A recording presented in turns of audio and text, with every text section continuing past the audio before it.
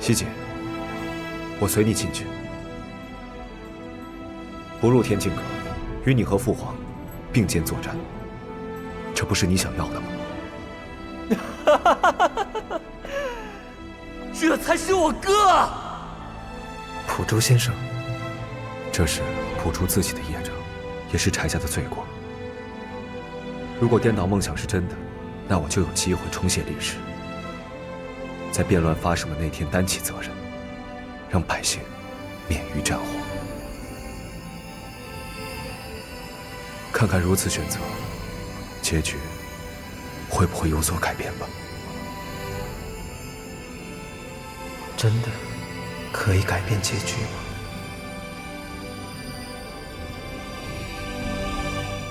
唐某明白了。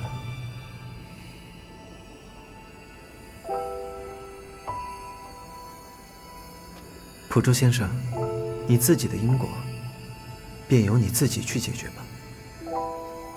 唐某会为你开启这个法器，送你回到过去。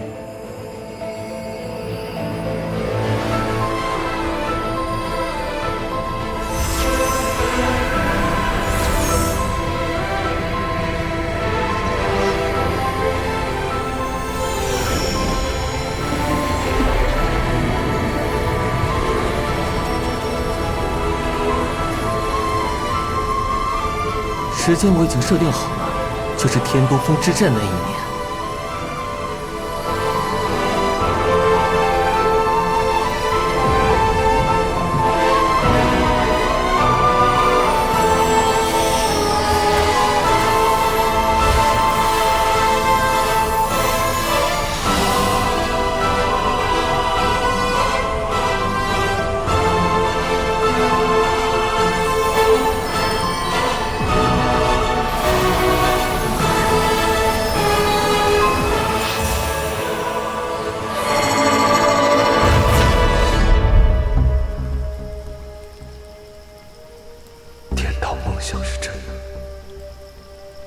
太子殿下，太子殿下，您不可在此时入天境阁呀！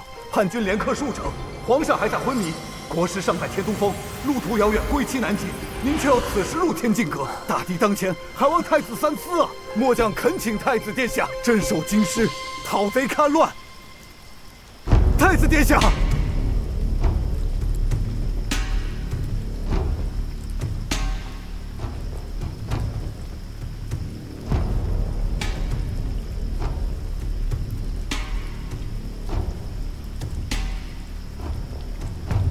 皇兄，这些年我一直派遣13郎死士广收谍报，了解此战原委，究其事之本末。叛军主力位置，粮草藏匿地点，无迹洞悉，我们优势很大，足可一战。只要皇兄留下助我守住皇城，牵制敌兵，我趁夜出击，逼敌兵封入地腹地，烧起粮草，定能一战可敌。此计能否结束战事，减少伤亡？这些年，我每天都在推演此战，没有人比我更熟悉此战，也没有人比我更知道如何打赢此战。我向你保证，我绝不恋战，是战火不至，伤亡可减。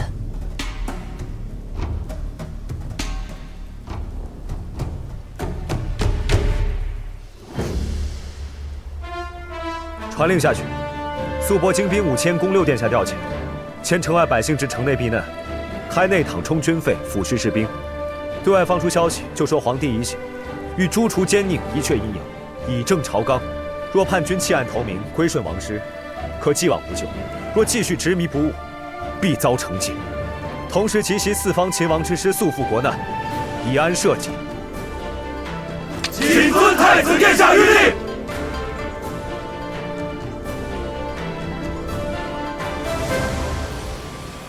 普土著先生还真是惊世之才呀。不过，你们回到过去，为何都选择对那个问题避而不谈？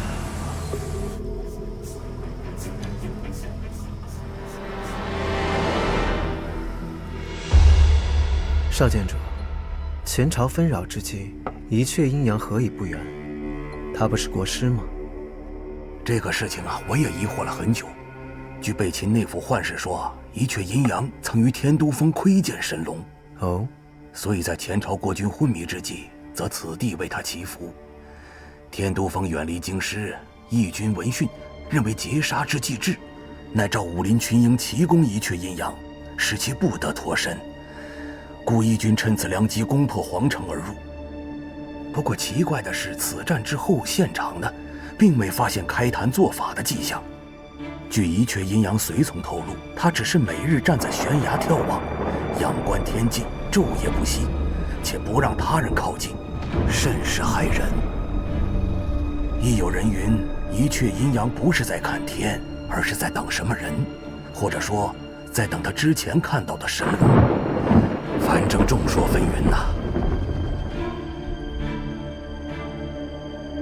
等人。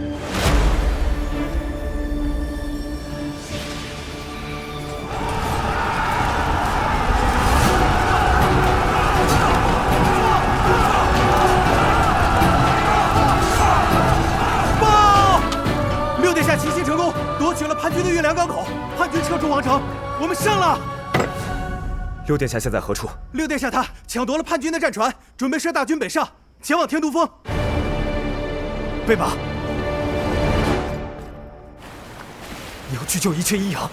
你疯了！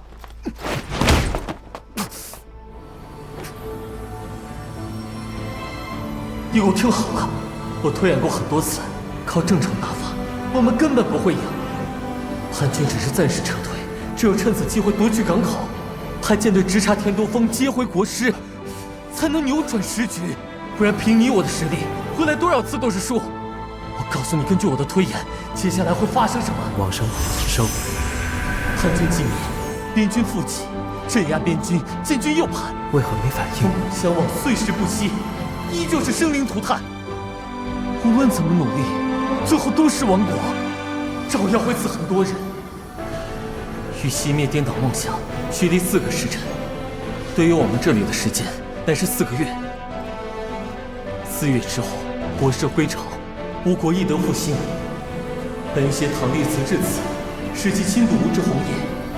但唐弟子此时因昏沉于骊山之下，还真是遗憾啊！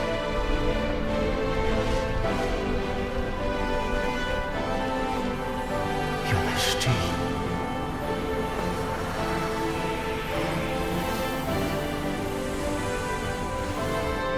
皇兄，今时今日为国师之力，方能震慑四方，安定天下。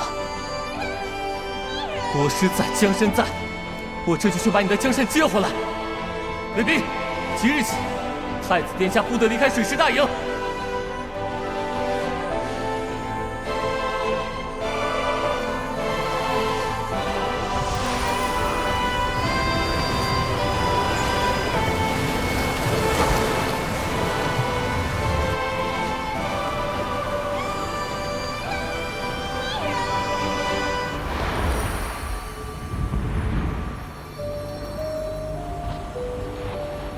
一阙阴阳不是在看天，而是在等什么人，或者说，在等他之前看到的神龙。熄灭颠倒梦想，需历4个时辰。对于我们这里的时间，乃是4个月。时间，神龙，不对，方平斋算错了。